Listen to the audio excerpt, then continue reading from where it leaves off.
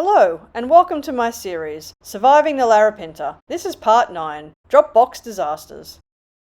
One of the biggest challenges on the Larapinta Trail isn't just the heat, the blisters, or the flies. It's logistics. The Larapinta is 223 kilometers long, and you simply can't carry 3 weeks' worth of food. That's where Dropboxes come in, pre-positioned food caches that keep you fed and moving. But while they're incredibly useful, they can also be the source of disasters, frustrations, and regrets. Today, we'll dive into how Dropboxes work, where to find them, what to pack, and what happens when you get it wrong. So what are Dropboxes on the Larapinta?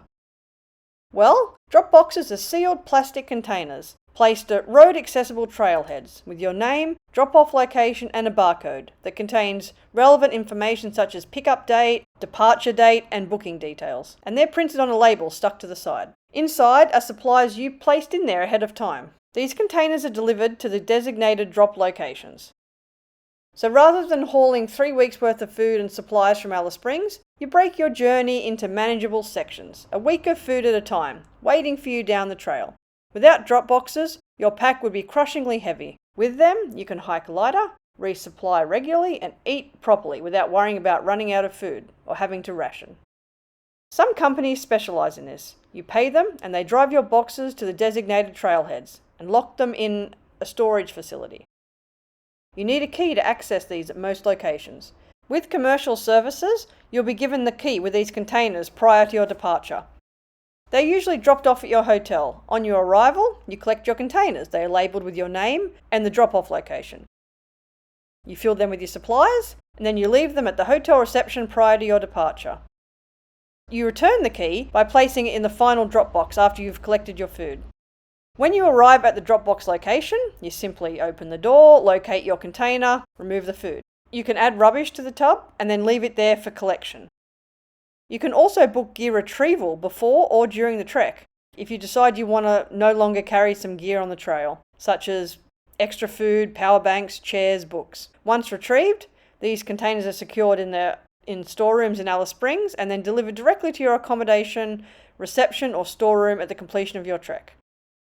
I decided after the first leg to leave my Helinox chair and drone in the Dropbox for retrieval.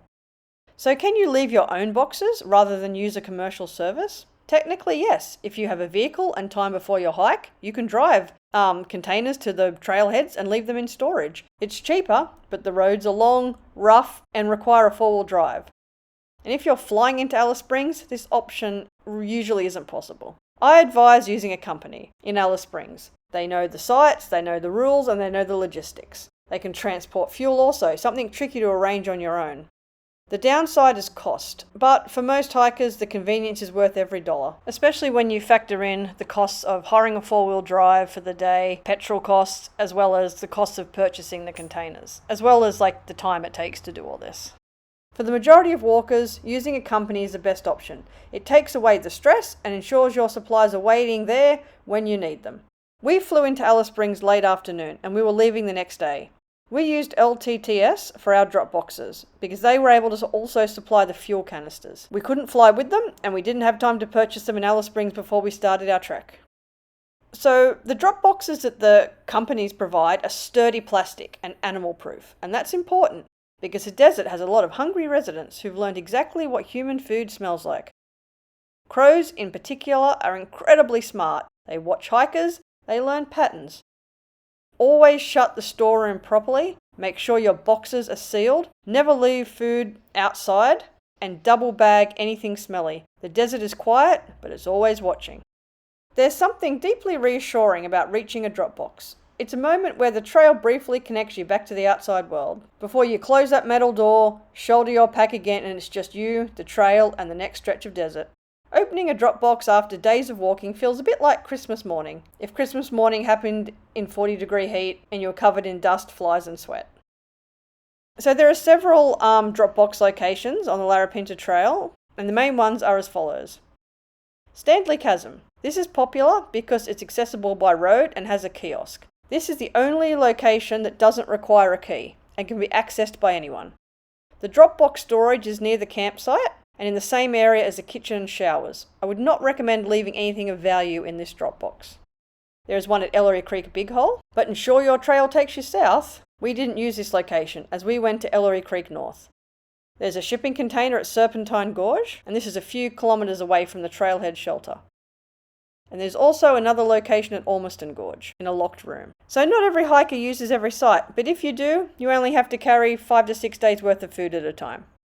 At each Dropbox location, there is also several containers where hikers can deposit excess food, or food they no longer wish to carry, or if they have leftover food from the previous leg. They can leave it in those containers for other hikers to use. This way, those with excess food can lighten their packs, and those who didn't quite pack enough can get a few extra rations.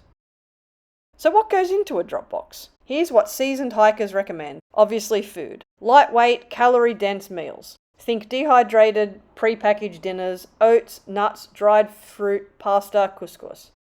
You can also pack in there snacks for the trail, like muesli bars, trail mix, jerky, quick energy. You can also include condiments such as instant coffee, electrolyte sachets, spices. These little comforts go a long way. You can include toiletries, toilet paper, wet wipes, hand sanitizer, and also things like sunscreen and lip balm. In addition, medical supplies like band-aids, pain relief, tape to replace what you've used. You can also include an additional small gas canister because one might not last you the entire trail. And other little extras like batteries, SD cards, and maybe even some clean socks for morale. Some hikers also include a small treat, chocolate bar, bottle of wine, cheese, packets of chips. After a week of dust and sweat, these surprises feel like treasures.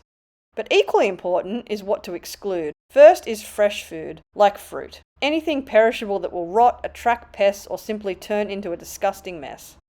Anything in unsealed packaging. This will draw mice and ants. Liquids in glasses can be a bit iffy because if they shatter, they soak everything else and ruin your supplies. And anything that's too heavy, full bottles of wine, heavy canned goods. Remember, you'll still need to carry it out of the drop. It's okay if you're eating them that day, but remember, you have to carry the rubbish if there isn't a bin at the trailhead. So I wouldn't pack chocolate or fresh fruit or vegetables for the Serpentine Gorge Dropbox because the shipping container gets extremely hot under the desert sun. So not all Dropbox stories end happily. Here are a few examples of when things go wrong. The wrong location. You could arrange to have a Dropbox left at Ellery Creek South, but you make the mistake of hiking to Ellery Creek North. So it's a considerable time backtracking to get to Ellery Creek South to pick up your box.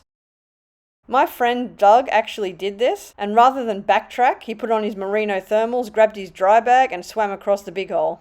Twice. If you do your own drops, make sure the box is tough plastic or metal and is fully sealed. Do not use cardboard, otherwise mice will chew through it, leaving shredded wrappers, droppings, and contaminated food.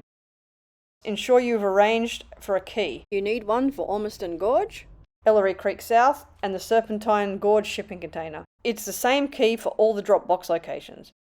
If you're doing the drops yourself, you can hire a key from National Parks and Wildlife, not from the trailheads themselves. You can collect the keys in Alice Springs from one of Northern Territory Parks offices, Alice Springs Visitor Centre, or Simpsons Gap Ranger Station. Occasionally, you can get them via the Alice Springs Information Centre. You must show ID, make a deposit, and you'll be given one key that opens all the official Larapinta Trail food drop boxes facilities. And you must return that key at the end. You can sometimes have vanished boxes, whether by mistake, mix-up, or another desperate hiker. Your supplies are just not there. The drop boxes don't make the Larapinta easy, they make it possible. Treat them seriously, they're your lifeline. On the Larapinta Trail, preparation is survival, and the drop boxes are part of that quiet arrangement between you and the land. Drop boxes are the unsung heroes of the Larapinta Trail. They lighten your pack, refill your body, and lift your spirits. In the end, the Dropbox is more than a container of food. It's a promise to your future self that after days of dust, heat, and effort, there will be a meal, a treat, and a reason to keep going. Done right, it can make the difference between finishing the Larapinta in strength or limping home early with a story of disaster.